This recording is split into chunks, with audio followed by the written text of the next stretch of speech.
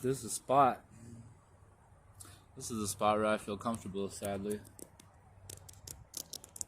And to do this video that I'm about to do, I gotta feel fucking comfortable because I'm gonna be talking about some shit that if any fucking regular, normie, sane people fucking hear me, well, they're probably gonna call the fucking cops because how fucking crazy this shit is. Probably gonna call the psych ward on me, but it is stop speeding. We are not back at it again like a crack addict with a pen, and we are going to stop speeding. I haven't uploaded on this channel in about a year. Last winter was the last time I uploaded. Where was I? Where do y'all think I was? I wasn't on a spiritual retreat. I wasn't passing out food to the homeless. That's for damn sure. No, I did have a relapse, and if I ever disappear, that's what I'm doing. I'm getting high, and there's no other like, oh, I was busy with work, or I started going to school, I can't upload videos. Nah, like if I disappear, it's because I'm getting high. And I have to be honest, and I have to let everyone who's in my life know these things. So it's harder for me to bullshit people. I just gotta be like 100% honest, and that's what I was always lacking the other times I got sober. But this is what we're talking about, man.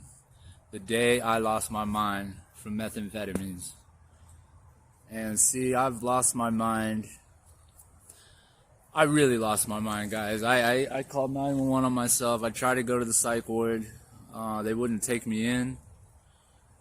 And I don't know why. I have my theories. We'll get into that. Maybe y'all can help me out. But for the last 6 months, I've been using meth pretty regularly. And it all started, my roommate at my sober house would leave on Sunday nights, and so I had the room to myself on Sunday nights. And then me being the meth head that I am, meth addict that I am, I started getting it in my head that I could go score some dope, which is everywhere. I live in Modesto, California. I just have to walk down the street and it's there. I could probably just look on the ground here and find some, to be honest. But yeah, I started doing it on Sunday nights, just once a week. Then it turned into 2 times a week. Then it turned into losing my job. Then it turned into doing it every day. And this last time I did it, I was chasing that rush, man, you know. And I was already really, really super high, and I didn't need to get any higher. But I was chasing that rush. I wanted to feel that rush, so I ate half a gram. And I ate it the day before, but I ate it in a plastic baggie. So I'm thinking my stomach didn't open it up until the next day. Maybe? I don't know. But it was my first day of work. I was starting a new job, and my boss told me to bring my passport, my ID, everything, because they were going to get me in the computer system, and I was going to start my first day of work. And I'd been up for maybe 3, maybe 4 days. It's all kind of a blur, man.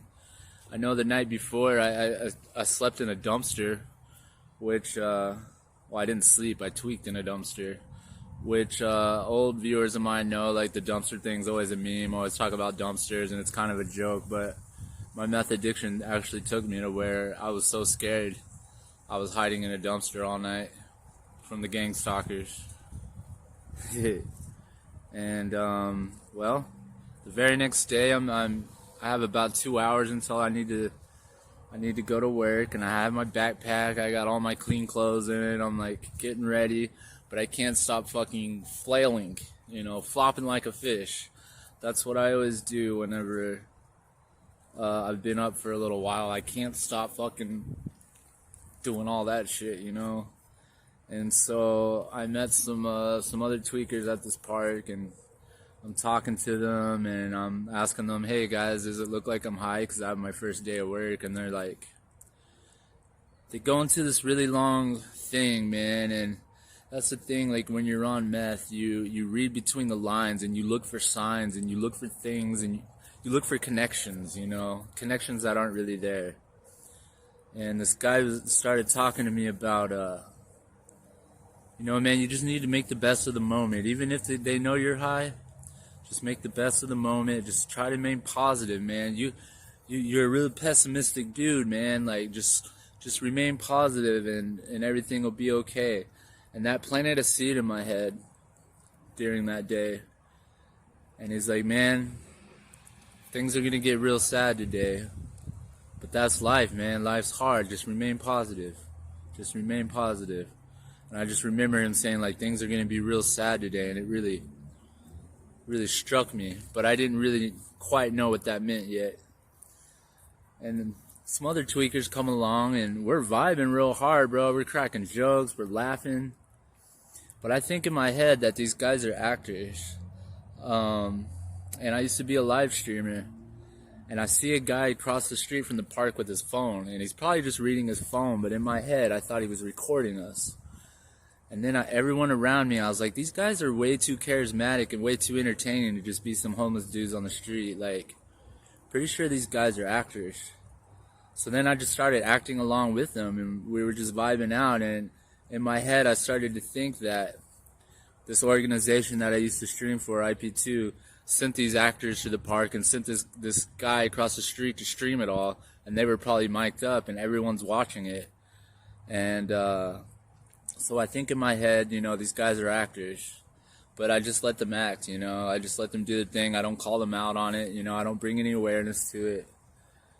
And then those guys were like, you know, come back to the park tomorrow. Tell us how your day went. Like, tell us if you kept your job or whatever. So I remember just running out of the park and being like, all right, Mom and Dad, I'll check back in tomorrow. Like, as a joke. Like, and I was kind of acting for the stream that wasn't really there. So then I go home to take a quick shower. And in my head, somehow it got planted that, well, it got planted because the actors at the park. So in my head, I'm thinking I'm in the Truman Show now. And that somehow, through, you know, maybe some kind of something chip implanted in my brain, cameras everywhere, I don't know how, but somehow everybody's watching me. So I'm like, well, if everybody's watching me, I need to put on a good show. So I go in the shower and I'm like, I don't want to just make this a boring shower. So I put on some good music and I'm like just being funny in the shower, just like dancing and like, I'm like, yeah, if this is a Truman Show, I want this to be a good TV show, you know? So then I walk out and I walk outside and I see my roommate and his girlfriend and they see me. And as soon as they see me, they turn and start making out with each other. And it clicked in my head like, oh, my fucking roommate's an actor, and that's not really his girlfriend. They were waiting for me to come outside to act like they're boyfriend and girlfriend. And, you know, that's pretty fucking weird, right? But that's not even the half of it, guys. It gets a lot weirder. So I get on the bus, and I'm headed to my first day of work. And I think this is when that half a gram that I ate bust open in my stomach. Cause I start feeling fucking that rush we all crave, that rush we all love, that rush, the reason why we do it. But I start pouring sweat, just pour like more sweat than I've ever sweated in my life. And I actually went live that day, and if you go back and watch it, you can just see the sweat just pouring off of me, man. And so I step on the bus, and here in Modesto, it's $2 to get on the bus. I have my $2, but I always have difficulty, like, getting the $2 in the little thing that makes that you put your money in, and then the ticket comes out. It's just always like, I can never do it smoothly. I can't just be a cool guy and just, and then get my ticket like everyone else. I always have to, like, fucking try to, like, straighten out the dollar bill. So I'm fucking tweaking, and I'm having a very, very hard time getting this money in the thing.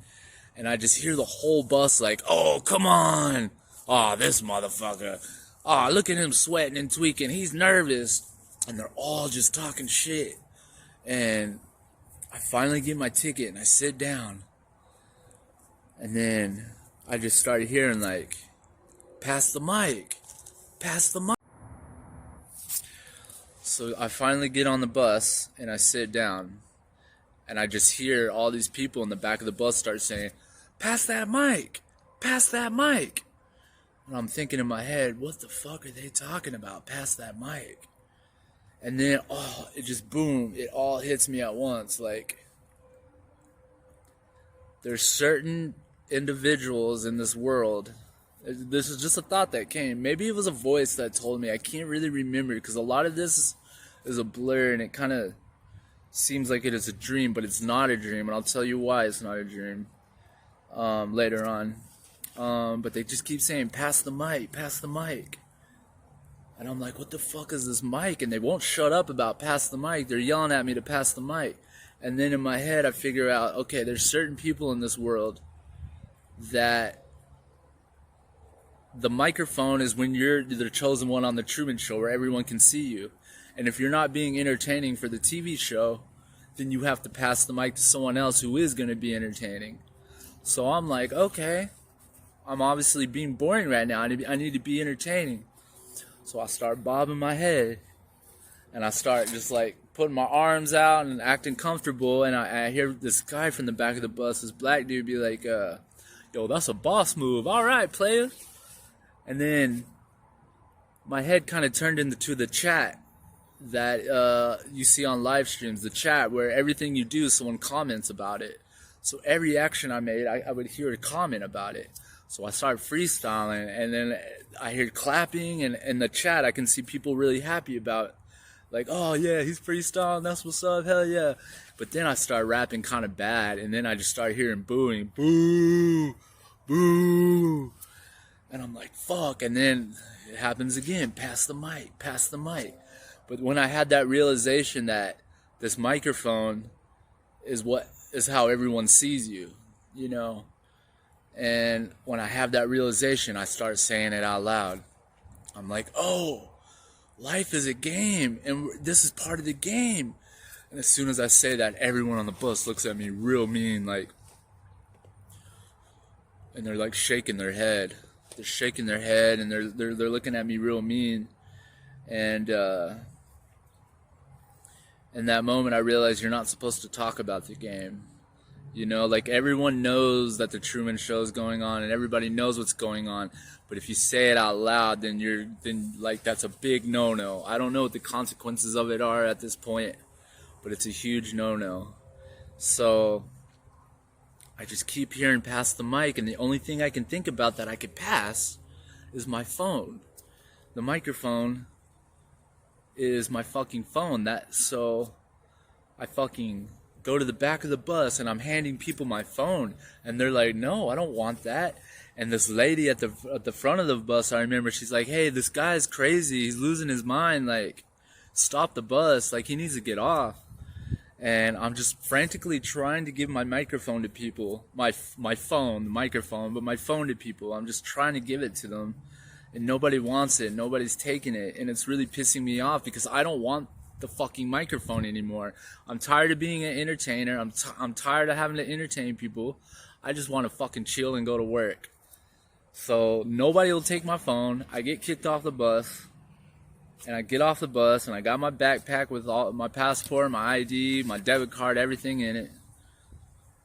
And then I start walking, and I'm like, fuck, I guess I'm just gonna walk to work and just be super late, but at least I'll show up, and hopefully they'll be cool with me. So I start walking, and then like a voice in my head is talking to me, and I perceive this voice in my head to be God. And he tells me, like, yo, you died, you're dead. Like, game over, life's over. And I remember sinking in, like, because my girlfriend and my parents are with each other at this time, so all I can think about is them getting the news that I died, and how sad they're gonna be. And I just remember being like, man, I'm 35 years old. I thought I was gonna live till at least my 60s, you know? Like, fuck, I really fucked up. I didn't think meth could kill me. Like, I just remember thinking, like, man, I didn't know meth can kill me. Like, that's fucked up. I'm dead. And I remember thinking, like, this website IP2 that used to, like, talk about me.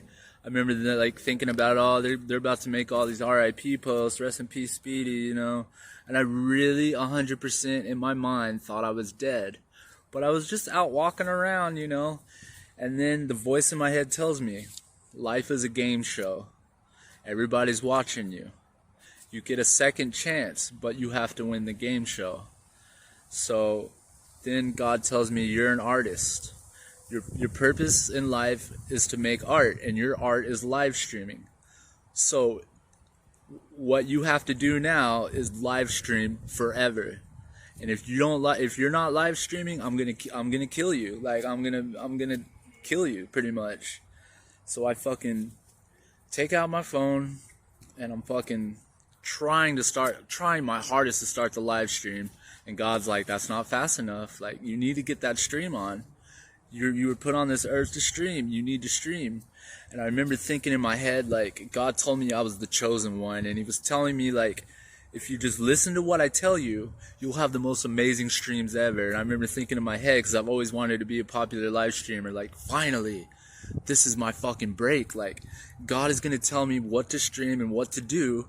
And I'm just going to have the most amazing streams ever. And everyone's going to love me. I remember thinking that. So I finally get my stream on. And I remember turning on the stream, and it's these streams are still on my channel, my Stop Speeding channel. I remember turning it on, and I look in the camera and I say, guys, I figured it out. Like, I know the secret. Like, life is a game show. Haha, y'all all knew, but I didn't know. And chat was telling me, you're a late bloomer. Like, I figured this out when I was like 18. I figured this out when I was 20. You're 35 and you're just now figuring this out. And I was like, damn, I am a late bloomer. Like, fuck. You know, it's fucking weird, dude. So, for whatever... Okay, so, this is... Alright, now I remember. Things are kind of out of order in my head because I was so high and out of it. It's hard to kind of put things in order, but at some point, I just start dripping even more sweat. It felt like gallons and gallons of sweat are dripping off me, and I haven't drank any water that day. And God tells me, hey man, just slow down, and you'll make it to work on time. And I was like, no, dude, work is like 5 miles away. If I walk slow, it's gonna take forever. I need to walk fast, so I would start walking fast. But the faster I'd walk, the more the sweat would drip, and the more everything around me went fast. But if I slowed down, the rest of the world would slow down. So I would be walking down the street, and I would be going fast, and the car would be going fast. But then when I slowed down, the car would slow down. So I felt like I could actually control time at this point. I honestly felt like I was controlling time. And, the more I slowed down, the sweating would stop. So I was like, all right, in order not to die, I just have to take it super slow, and I'll stop sweating, and I'll make it to work on time, and God said everything's going to be all right. Everything's going to be good. So then I start walking slow, but I turned my stream off, and then that voice in my head comes back again, pass the mic. Pass the mic. If you're going to be boring, you need to pass that mic to somebody.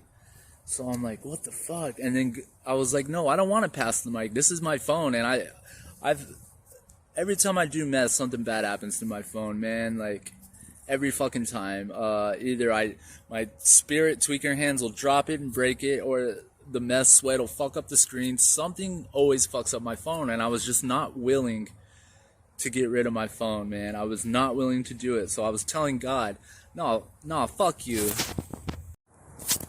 So yeah, I was telling God, fuck you. I'm not gonna fucking give up my phone to somebody. But he just kept saying, you gotta pass the mic. If you don't want to be entertaining, if you don't want to entertain the viewers, somebody else has to.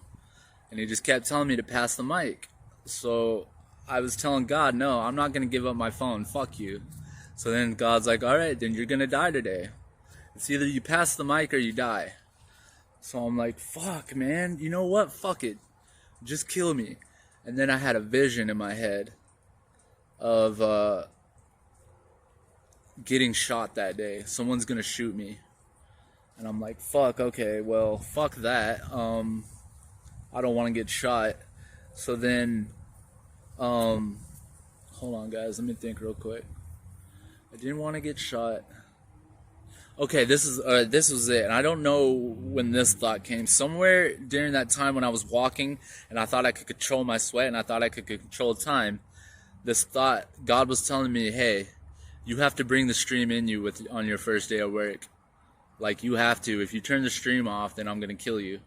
So I'm like, fuck, God damn. I don't want to fucking go to my first day of work tweaking and I have a live stream. Like, I'm gonna be looking crazy. No, God, like, I can't do that. And he's like, you were put on this earth because you're an artist, and you were put on this earth to be a streamer. So fucking stream. Go to your first day of work with the stream on. So I'm like, fuck, man. And I'm just thinking in my head, like, this is gonna sabotage everything. They're not gonna let me work there if I walk in with a stream. But God's telling me to do it, and I gotta trust in God. So eventually, I'm just over it. I keep hearing the pass the mic, pass the mic. If you're not gonna pass the mic, I'm gonna kill you. So then I fucking, goddamn, I'm in this neighborhood and I go in this driveway and I'm like, I'm sick of tired of fucking pass the mic. And I just throw my phone on the driveway, man. And I smash my phone, man. Brand new S20 my girl bought me. You know. And then God's like really mad at me for fucking smashing the microphone. So he's like, I'm gonna kill you. And something in my head, bro, was trying to kill myself that day. So I fucking stripped my fucking shirt off. I stripped my fucking pants off. And when I stripped my shirt off, I dropped my backpack with all my belongings, my passport, my ID, my passport, because I was planning on going to see my girl, eventually, and everything. But I'm so high and I'm so out of my mind, I don't even realize I dropped my fucking backpack. And I stripped my clothes off. And I fucking stripped my pants off. And then God's in my head like, oh, you fucked up. Like, those crazy people you see on the street? They're actually not crazy. God is telling me this. Those crazy people on the street, they're actually not crazy. They're actually playing the same game you're playing, the pass the mic thing. And it's either you die or you got to go back to school. You got to start over. You got to go back to school. And in my head, I'm thinking going back to school means the psych ward. And in my head, I'm thinking I don't want to die. But so I don't want to die. I want to go back to school. I don't want to die. But I already thought I'm dead too, because during all this too, I was told I was already dead. But in order to stay alive, I have to play this game. And if I play the game right, I can stay alive. So I start looking for clues everywhere. And I'm looking at street signs, and they would be like street signs that I grew up on. Northwest Drive, Zia. And then I would look at addresses, and it would be 35, the age I am. And it would be like 88, the year I was born. I just start seeing these signs everywhere I look. And I'm like, all right, God is giving me these signs, and this is part of the game. I got to play the fucking game in order to stay alive. But then at some point, I honestly just wanted to die. I couldn't figure the game out, and I was starting to freak out, and I was sweating again. And God's like, "Oh, no, don't do that, because now you're gonna die of a heart attack. So you need to slow down." So I'd slow down, but all this shit was just driving me crazy.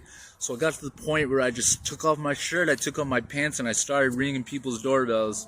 And I was honestly, God told me I was going to die from someone shooting me. So I was honestly ringing these doorbells and just waiting for someone to answer the door with a gun and take me out of my misery. Because I was going so fucking crazy in my head. I just wanted somebody to fucking kill me and take me out of it. So I just start ringing on people's doorbells. No one's answering. I ring on 3 doorbells, no one answers, and then I ring on this doorbell and this lady comes out, and I'm standing there in just my boxers, and I'm waiting for her to shoot me. But then I remember God said, you can also go back to school. You don't have to die. You don't have to die today. You can go back to school. You can start all over. And in my head, that to me that meant reincarnation, rebirth, that I would die, but then I would be born again, and I would do the Andrew thing again. I would go back through my life all over again. And if I made the right decisions and I did the right things, then I could live past 35. But, you know, she calls 911 and the ambulance comes, they pick me up and they start asking me all these fucking questions. And they're like, they're feeding into this, bro, and I don't know what's real or what's fake. But the lady that was like sitting with me in the ambulance is like asking me where I'm from, you know, who's my parents. She's asking me all these questions, and every time I got one wrong, it was God saying, nope, you got it wrong, we got to kill you now. If you get all these questions right, I'll keep you alive. But if you get them wrong, and I'm just trying so hard in my head when this lady's asking me questions, I'm trying so hard in my head to get the answers right. And she's feeding into it because I'm telling her about the game. I'm telling her about everything that just happened, and she's like, yeah, that's true. And like, we're taking you back to school right now. And I'm thinking like, where the fuck is this ambulance taking me? Like, holy shit, they're taking me back to school. Does that mean I'm gonna die once I get there? What does that mean? I'm going back to school. So we get to the fucking psych ward, and I walk in, and there's a doctor there, and he's like, hi, Andrew. I haven't seen you in a while.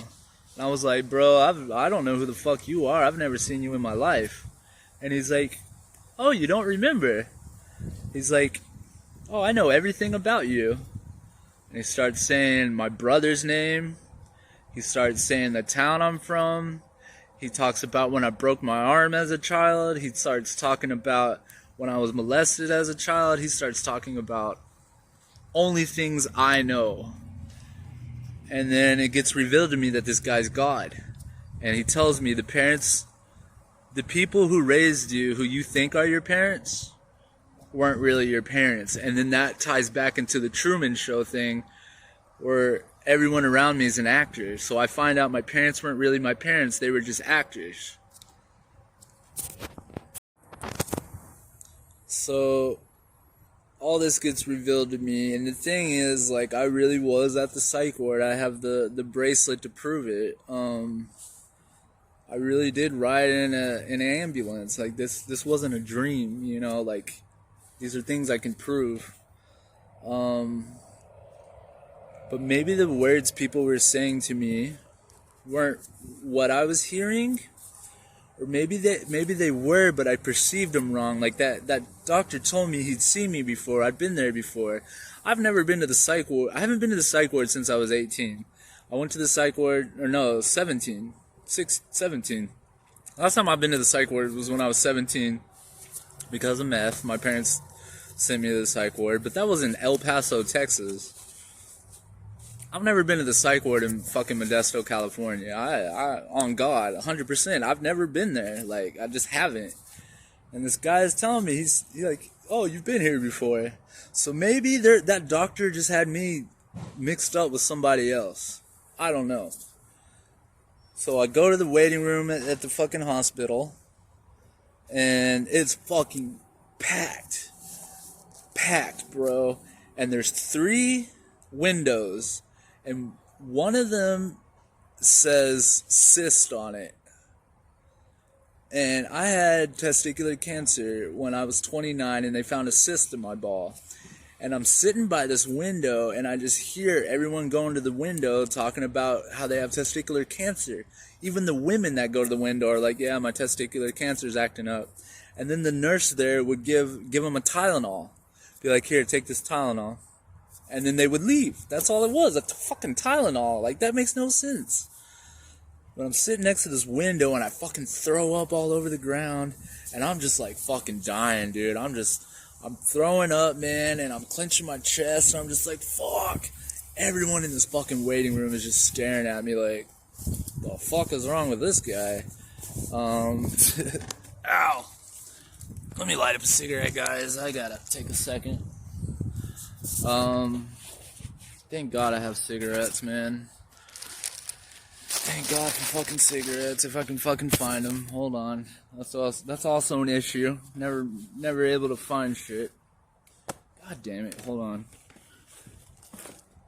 Alright, we found them. Sorry for that. So anyways, I'm I'm sitting next to this window, and I remember this old lady walks up to the window and says, someone slipped some meth, some pepper into my eggs.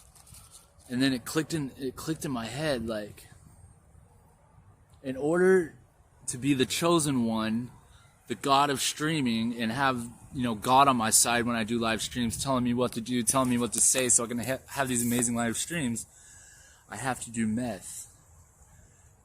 But I have to control the meth. I have to just do a little bit. So I have to just put a little bit in my food, or just put a little bit in my coffee. I have to drug myself a little bit so I can open that portal. The only way that you can talk to God and have God, help you with what you're put on this earth to do is to do a little bit of meth. Not a whole lot, just enough to open that portal, or die, and then you can talk to him then. Those are the only ways.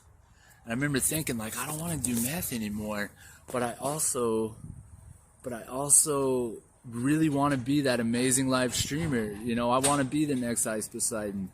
So I remember just thinking in my head, we just have to learn how to do a little bit of meth so we can open this portal to God and talk to him.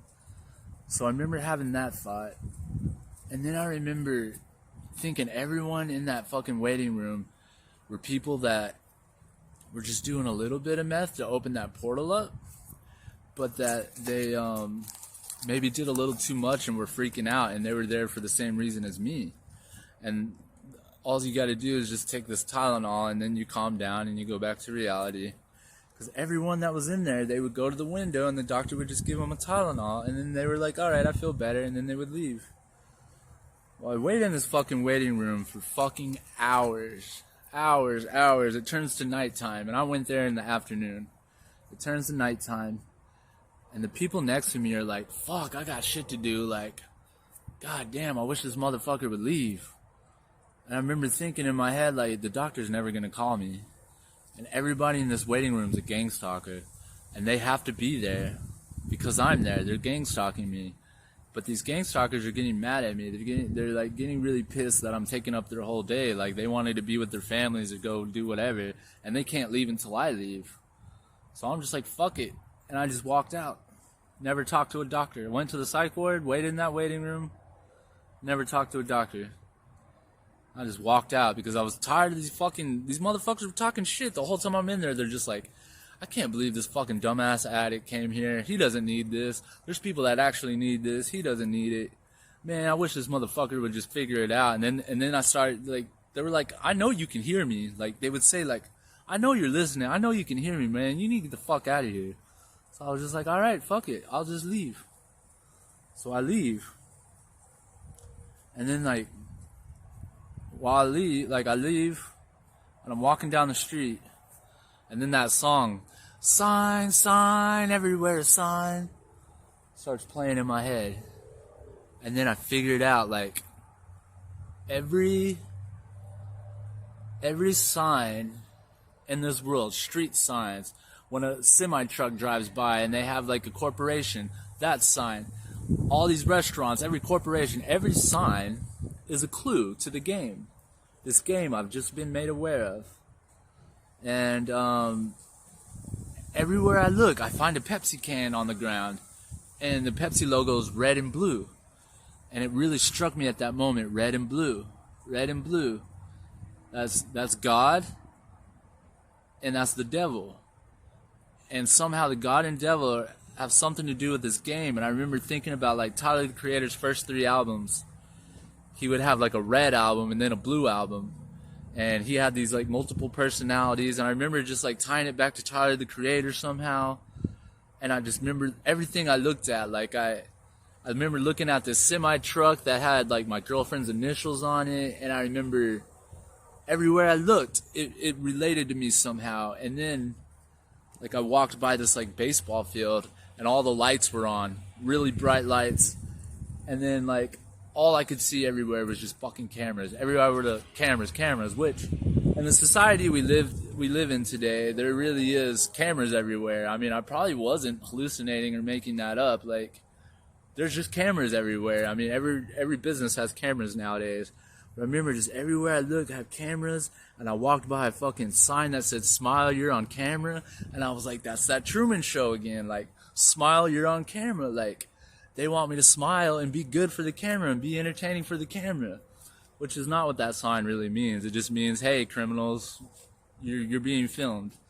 But I perceived it a different way, and I remember these baseball lights were real bright, and I was just like, those are the lights for like the TV show, like to brighten everything so the viewers can see. And I get really deep into this blue and red thing, you know, and I just start thinking, everywhere I look I see blue and red, and I find this baseball card on the ground, and it's a Roger Clemens Red Sox rookie baseball card, and it's the Red Sox.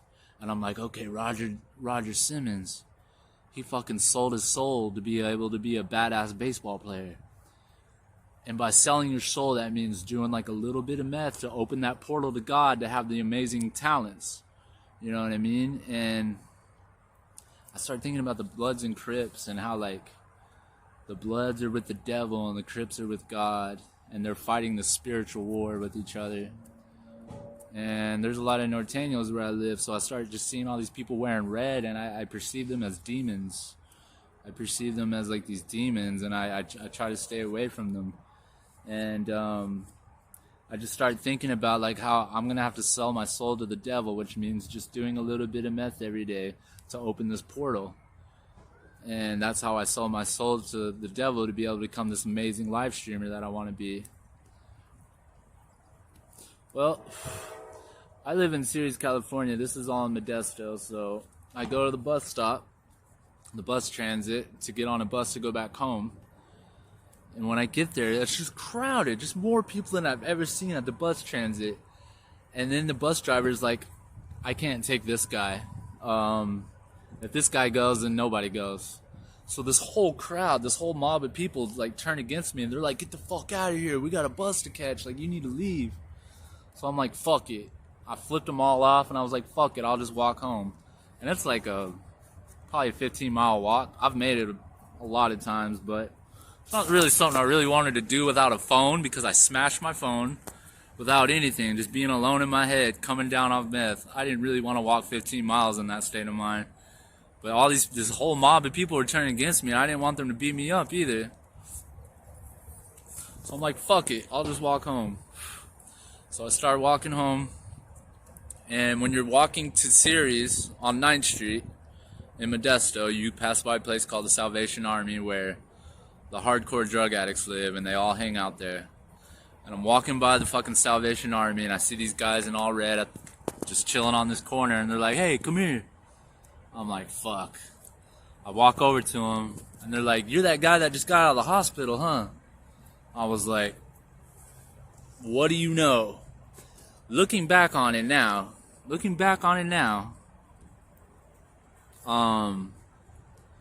they knew I just got out of the hospital because the hospital gave me like a hospital gown to wear. So like it was pretty obvious I got out of the hospital, but they said, you're that guy that just got out of the hospital. Like, they knew all about me. And it was a black dude, a white dude. It was a black dude and two white dudes. And one of the white dudes looked exactly like my streamer friend JJ. Looked identical to him. I mean, just identical to him. And he's wearing a jumpsuit. And he's like, I asked him, like, dude, can you explain some things? You sound like you know what's going on. I don't know what's going on. He's like, yeah, I got you, bro. I'll explain some things to you.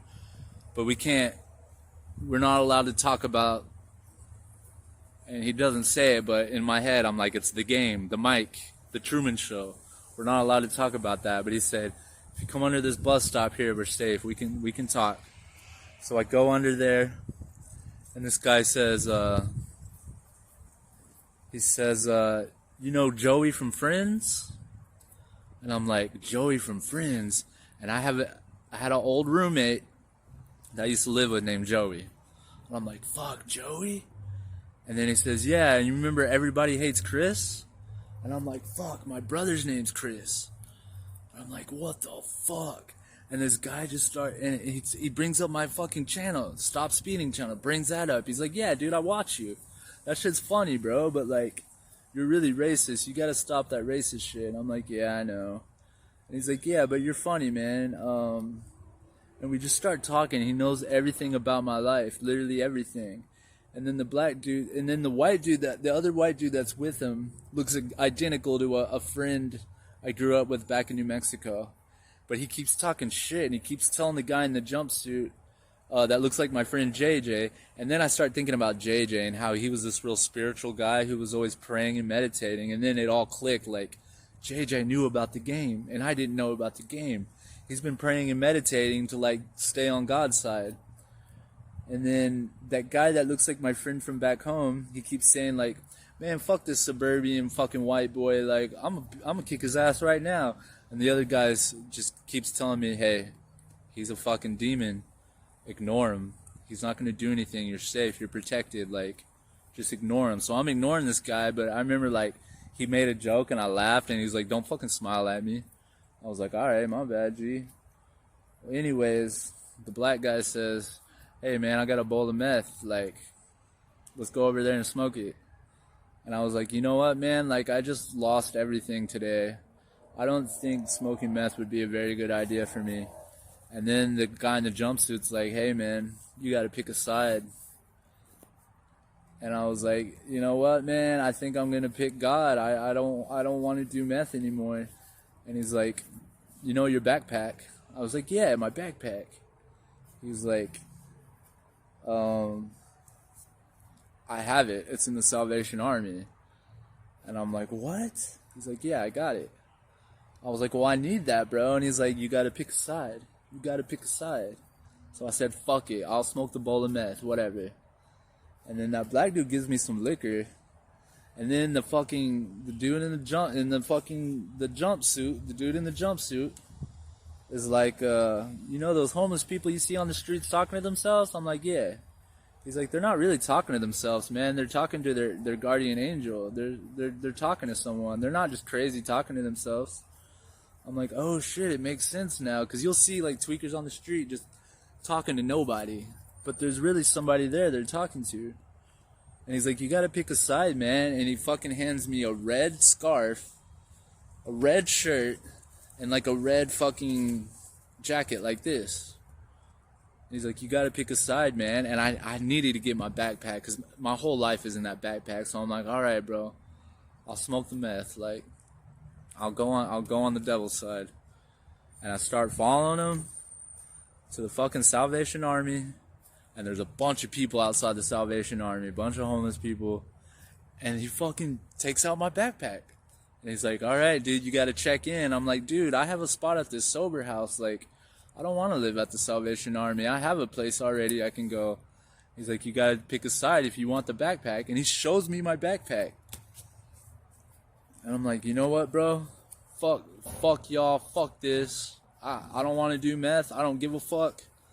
And I walk out, and the whole Salvation Army goes, boo, starts booing me. They start talking shit. Hey, motherfucker, get out of here, white boy.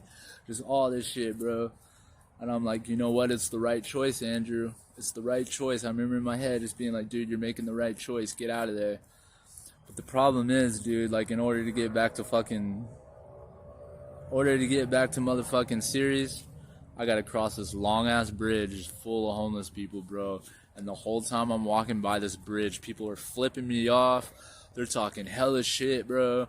I fucking see some Circus Olay shit. I see like a carnival of like demons jumping off the motherfucking bridge and doing like blowing flames and just fucking this Circus Olay shit, bro.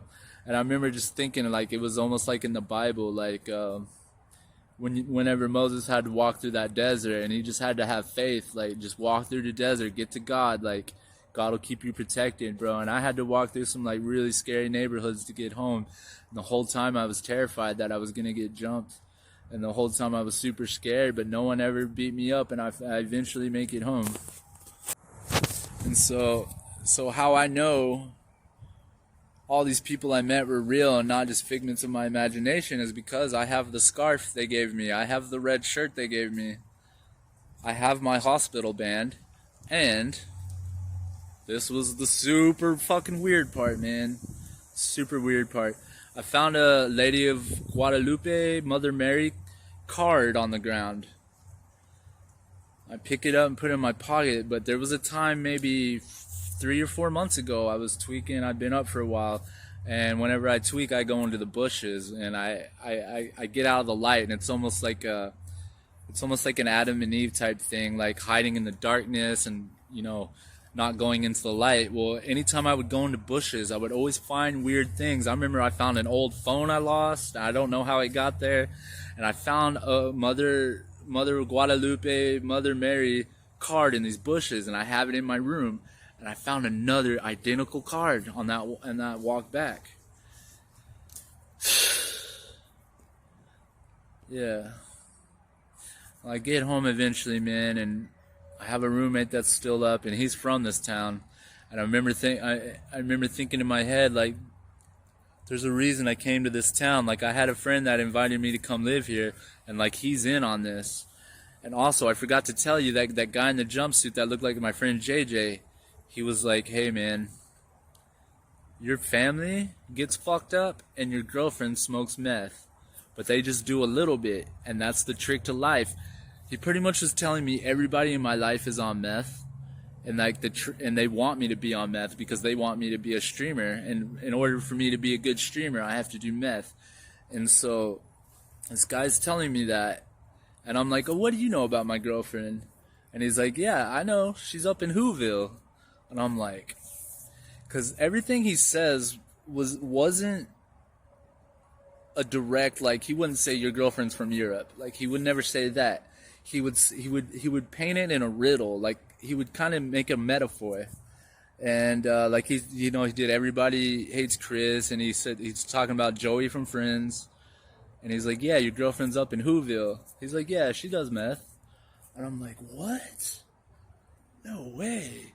And I'm like, well, fuck. And I start making all these connections, like, maybe my girlfriend does do meth. And I start thinking about things that maybe she does do meth. And I remember, like, every time, like, I would be high on meth and something bad happened, I would always get a text from my girlfriend right away.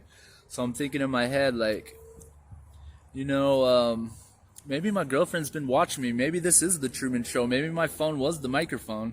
My girlfriend was the one buying me these phones, so maybe she's in on it.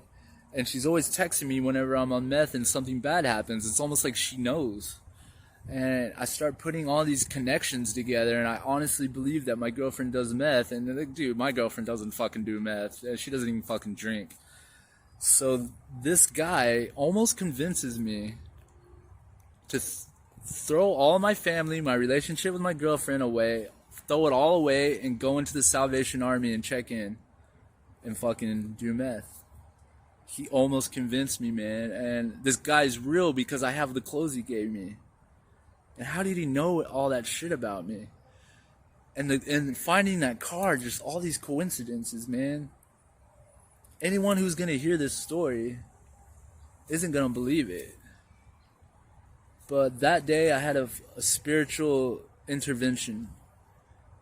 I couldn't stop doing meth, guys, and I was getting away with it. Like, I'm living in a sober house. No one's thinking I'm on meth. My family, my girl, no one thinks I'm on meth. And I was getting away with it. And if I didn't have that spiritual intervention that day, I would still be doing it. I'd be high right now, and I wouldn't be making this video. But I want to say, guys, is that when you do that drug, you are opening up a spiritual portal. A lot of people who've never done meth, whatever, they're going to hear this, and they're going to think I'm full of shit and that I just wrote this story. But guys, like, people that know me know I'm not that creative. I couldn't come up with a story like this. But when you do this drug, you're opening up a spiritual portal.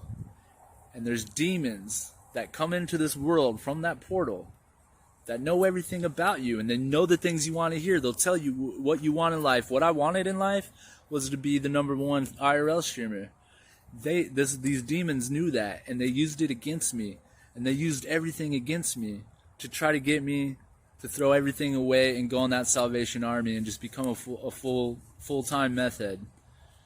And they were using everything against me to do that. And I haven't been back to that hospital. I want to go back. Maybe we'll do a video going back there.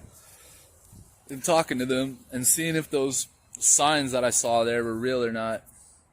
With the cyst sign and everybody taking Tylenol. We need to go back and check that place out just to see if it was real. Anyways, I got back and my roommate that's from this town was talking to me, and he's like, I know what you know. And he's like, that's why I never leave the house, man. He's like, I just never leave because like those people out there are waiting for me. And he really freaked me out, and I got on the phone with my parents the next day and told them everything, and I was like, I gotta get the fuck out of this town. And they're like, why? And I just told them the story that I told y'all and how God talked to me, and my mom just was like, of course you're crazy, Andrew. And I'm like, yes, they told me you were gonna say that. They told me you guys knew, but that if I talk about the game, I'm gonna get locked up in a psych ward. And that's how they keep you from not talking about the game. But anyways, guys, I got a week sober now. My brain is back to normal, and I can look back on this story and see how I was crazy. Probably shouldn't have destroyed my phone. Really regret fucking losing my backpack. But if I didn't do those things, I wouldn't have a week sober right now. And I would probably be even more crazier. I'd probably be in a psych ward right now because I literally lost my mind that day. I thought I'd lost my mind before. Like, I see gang stalkers, I get paranoid. But no, I truly lost my mind, and I spoke to demons that day. And the message of the story is, I did meth for a long time, never saw demons, never opened up that spiritual portal. You could probably do it for years and years and it never happens. But eventually, it's going to open up portals where demons come into your life and they take the form of fucking humans and they tell you the things you want to hear to keep you on meth. And I'm here today to tell you, Pepsi, blue and red. Pick blue, bro. The very next day, my friend took me to the gas station. He's like, dude, get a Gatorade. What do you want, blue or red? And I was like, blue. I want blue. I want God. Like, I don't want the devil. I want God. So, that's the story, guys. Please pick blue. And if you're going to do meth, don't eat a whole fucking half gram at one time when you've already been up for 3 days. Drink plenty of water and eat and try to go to sleep. Preferably just don't do it, but that's the story about the day where I lost my mind from methamphetamines. Peace out, guys.